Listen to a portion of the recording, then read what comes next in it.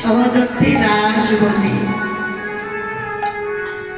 একমাত্র এই লীলায় ভক্ত ভগবানের মিলন হয়েছে।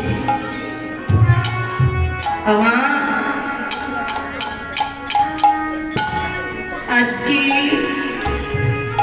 এই যে শ্রী শ্রী রাস লীলা আপনারা শ্রবণ করছেন, এটা আপনাদের সৌভাগ্য। হরিবল হরিবল। এই যে রাস, হরি হরি বল। বললি এই রাসে কারাই জায়গা পায়, কারা যাদের দেহে কৃষ্ণ প্রেম ভক্তি আছে, কৃষ্ণ প্রেম রস আছে, ওই রাসের রস একমাত্র তারাই আস্বাদন করতে পারে। বাবা, আপনারা যে আজ যে আসনে অধিবেশন করেছি, ওই আসনটা কিন্তু কম নয়, ছোট নয়। আজ আমি যে আসনে দাঁড়িয়েছি, এই আসনটাও ছোট নয়। রাসের বক্তাকে, রাসের শ্রোতাকে,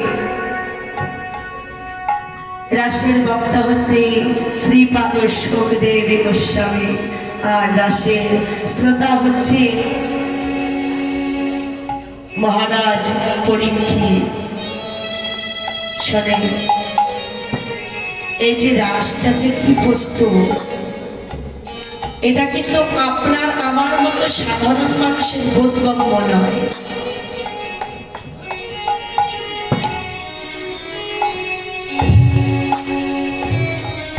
এই রাসটা আমাদের কাছে কে এনে দিল? রাসের কথা আমরা কিভাবে জানলাম? রাস করেছিলেন ভগবান শ্রীকৃষ্ণ দাপর যুগে, আর আমরা হলাম এই কলির জীব, তাই না? তাহলে দাপর যুগে ভগবান শ্রীকৃষ্ণ রাস করেছেন, সেই রাসের কথা আমরা কিভাবে জানতে পারলাম? কলির জীব হয়ে আমাদের কাছে কে এনে দিল, কে পৌঁছিয়ে দিল এই রাসের কথা? দেখুন, এই রাসে বক্তা হলেন স্বয়ং শ্রীপাদ সুখদেব গোস্বামী, আর শ্রোতা হলেন মহারাজ পরীক্ষিত। এবার একদিন মহারাজ পরীক্ষিত মৃগয়া করতে করতে, মৃগয়া মানে হরিণ শিকার, হরিণ শিকার করিতে করিতে এক সময় সন্ধে নেমে এলো। রাজা রাজ্যের দিকে ফিরে আসবে এমন সময় যখন সন্ধে নেমে এলো, হঠাৎ তার জল পিপাসা পেল। জল পিপাসা যখন পেয়েছে, পিপাসায় কাতর হয়ে ছুটতে ছুটতে ছুটতে ছুটতে গেলেন এক মুনির আশ্রমে। মুনির আশ্রমে যখন গিয়েছেন, ওই মুনির আশ্রমটা ছিল সৌমিক মুনির আশ্রম। আশ্রমের সামনে দিয়ে দাঁড়িয়ে ডেকে ডেকে বলছে, ও তোমরা কেউ কি আছো এই আশ্রমে? আমার যে বড় জল পিপাসা পেয়েছে, আমি পিপাসায় কাতর হয়ে পড়েছি, আমাকে এক গ্লাস জল দাও, পান করব।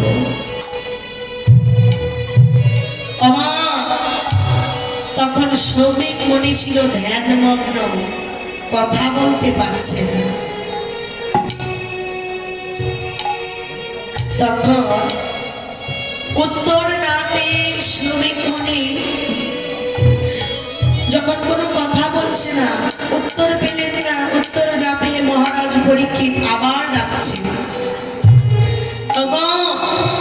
এই আশ্রমে কি কেউ আছো? আমার যে বড় জল পিপাসা পেয়েছে, আমায় একটু জল দাও, পান করব। কোনো উত্তর পেলেন না। যখন আশ্রম থেকে নত শিরে বের হয়ে আসছে পরীক্ষিত রাজা, আমার তখনই হলো কলিরাজের আবির্ভাব। ঠিক তখনই কলিরাজ আবির্ভাব করলেন। কলিরাজ এসে মহারাজ পরীক্ষিতকে বলছি, মহারাজ পরীক্ষিত, আপনার এই রাজ্যে আমাকে একটি স্থান দেবে? আমার যে থাকবার কোনো জায়গা নেই, আমায় একটি স্থান দিন। বললে মহারাজ পরীক্ষিত বললেন, না কলিরাজ, আমার এই রাজ্যে তোমার কোনো স্থান হবে না। তুমি এখানে থাকতে পারবে না, যেখান থেকে এসেছো সেখানে চলে যাও। কলিরাজ কি করলে? অনুনয় বিনয় করে বললে, মহারাজ আমার তো থাকবার কোনো জায়গা নেই, আমাকে একটু আশ্রয় দিন না আপনার এই রাজ্যে। মহারাজ পরীক্ষিত বললেন, আচ্ছা কলিরাজ, আমি তোমাকে আশ্রয় দিতে পারি, তবে তুমি কোথায় আশ্রয় নেবে জানো? তুমি স্বর্ণের মাঝে অবস্থান করো। দেখো, এজন্যই কিন্তু স্বর্ণ যেজন পরিধান করে তার অহংকার হয়, কেননা স্বর্ণের মাঝেই কলির অবস্থান। যখন মহারাজ পরীক্ষিত বললেন যে তুমি স্বর্ণের মাঝে অবস্থান করো, কলি তো সুযোগ খুঁজে বেড়াচ্ছে। সুযোগ পেয়ে হঠাৎ মহারাজ পরীক্ষিতের দিকে তাকিয়ে দেখলেন মাথায় একটা সোনার মুকুট পরা। কলিরাজ কি করলেন? ওই স্বর্ণের মুকুটের মাঝে গিয়ে প্রবেশ করলেন।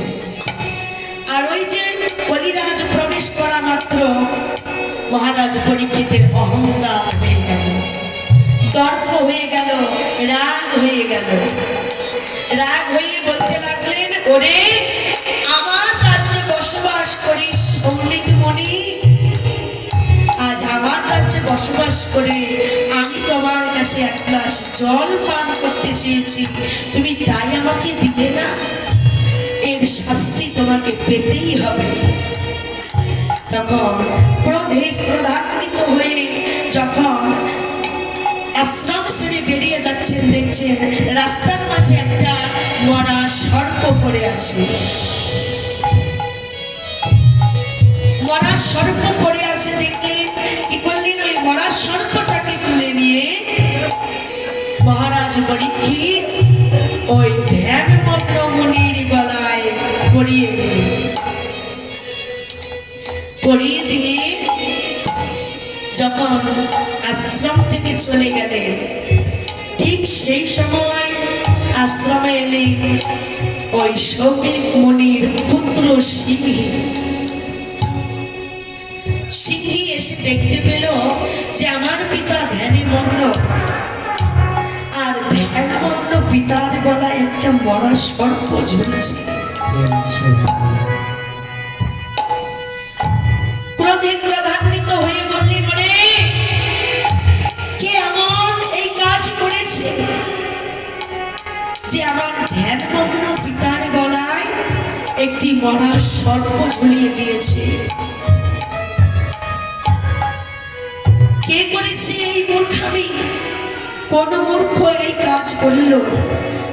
সে কি বুঝতে পারলো না যে আমার পিতা ধ্যানে মগ্ন আছে? ওরে শোন, যে মূর্খ এই কাজ করে থাকুক না কেন, আমি তাকে অভিশাপ করলাম, 7 দিনের মাঝে তক্ষক নাগের দংশনে তার মৃত্যু হবে হবে। এই যে অভিশাপ যখন করল, সৌমিক মণি ধ্যানে ছেড়ে বলে উঠলেন, বাবা বাবা সিংহী, এ তুই কি করলি বাবা? তুই কাকে অভিশাপ করবি? তুই মহারাজ পরীক্ষিতকে অভিশাপ করলি। বাবারে, সে তো আমার কাছে এক গ্লাস জল চাইতে এসেছিল, আমি তাকে দিতে পারিনি। এটা তো আমার ব্যর্থতা, আমি ধ্যানে মগ্ন ছিলাম,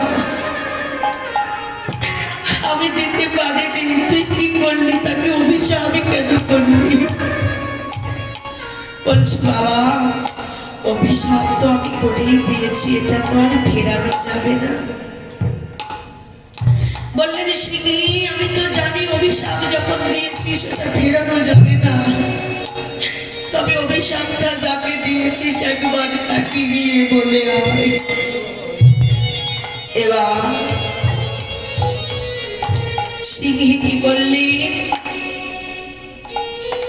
মহারাজ পরীক্ষিতকে গিয়ে সমস্ত ঘটনা বলে বললেন, মহারাজ পরীক্ষিত, আপনার জীবনে আর মাত্র 7টা দিন বাকি আছে, এর মাঝেই যে আপনার মৃত্যু হবে অনিবার্য।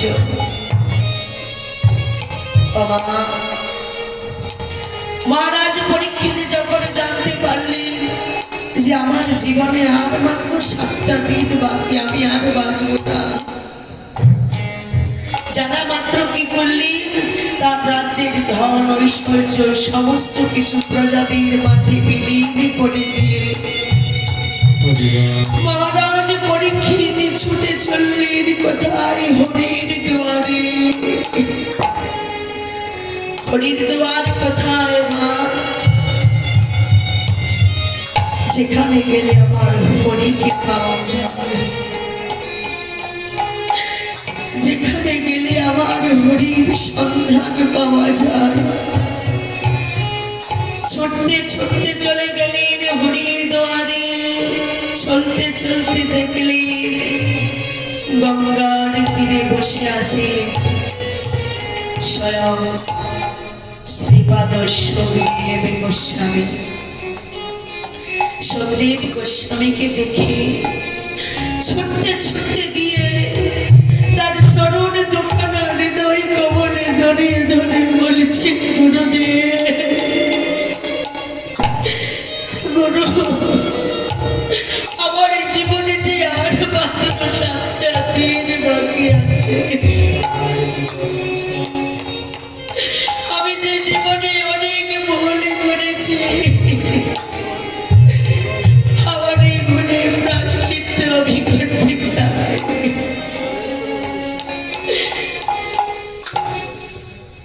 তখন শ্রীপাদ সুখদেব গোস্বামীকে যখন সমস্ত ঘটনা বলে বললেন, শ্রীপাদ সুখদেব গোস্বামী আমারে বললেন, শোনো মহারাজ পরীক্ষিত, জীবনে যখন তোমার আর 7টা দিন বাকি আছে, এই 7টা দিন আমি তোমাকে কি করবো জানো? অন্য কথা নয়, এই 7টা দিন তোমাকে সেই মধুময় মধুর হরি কথা শ্রবণ করাবো, যে কথা শ্রবণ করলে জীবের সমস্ত সকল ব্যথা দূরে যায়, যে কথা শ্রবণ করলে, যে কথা শ্রবণ করলে জীবের আর কোনো ব্যথা থাকে না। সেই 7 দিন কি করলেন? শ্রীপাদ সুখদেব গোস্বামী মহারাজ পরীক্ষিতকে হরি কথা শ্রবণ করালেন, মধুর কৃষ্ণ কথা শ্রবণ করালেন, আর তার সঙ্গে আর ভগবানের শ্রী শ্রী রাসের এই রাসলীলার কথাও শ্রবণ করালেন। হরি হরি বল, হরি বল, হরি বল।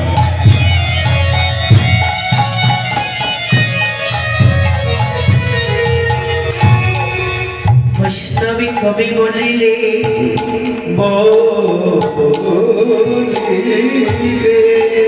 শোনো শোনো, এই রাসের রস বসতে হলে এই দেহে কৃষ্ণ প্রেম রস থাকতে হবে।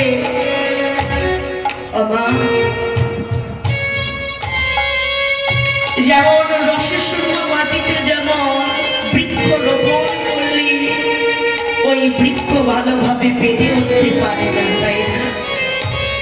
ওই ওই বৃক্ষকে ভালোভাবে বেড়ে উঠতে হলে কি করতে হবে? ওই রসশূন্য মাটিতে ওই বৃক্ষের গোড়ায় জল সিঞ্চন করতে হবে। বাবা, তদ্রূপ এই দেহটা হচ্ছে রসশূন্য মাটি। আমার এই রসশূন্য দেহ নিয়ে আমি আজ আপনাদের মতো বৈষ্ণব ভক্তের যোগ্য চরণ ছায়ে এসে দাঁড়িয়েছি। একটু কৃপা করবে, আপনাদের ওই কৃপার বলে বলিয়ান হয়ে আমার এই রসশূন্য দেহ যেন একদিন রসে পরিপূর্ণ। হরিবল হরিবল। এই দেহে কৃষ্ণ প্রেমে রস না থাকিলে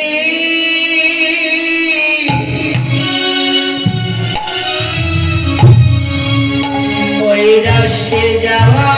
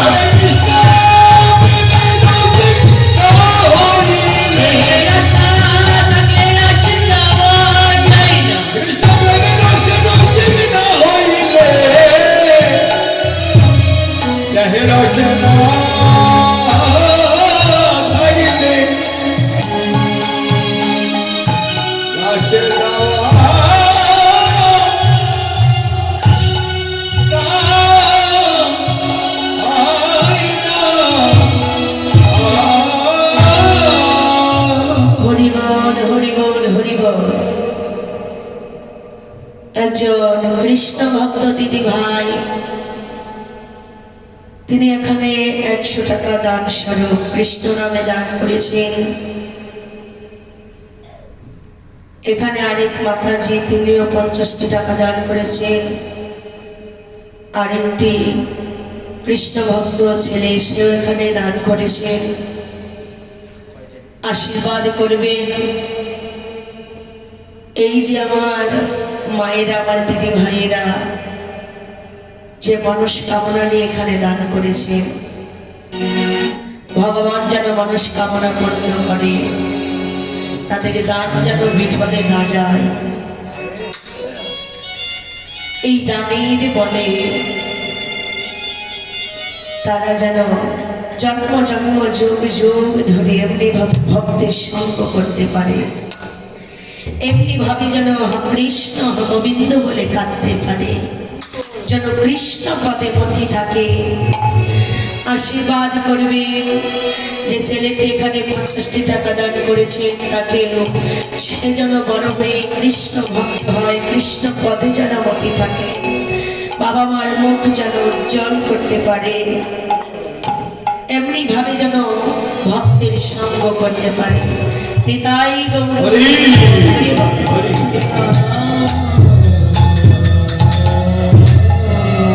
হরি বল, হরি বল, হরি বল। আজ যিনি কলিযুগ দাতা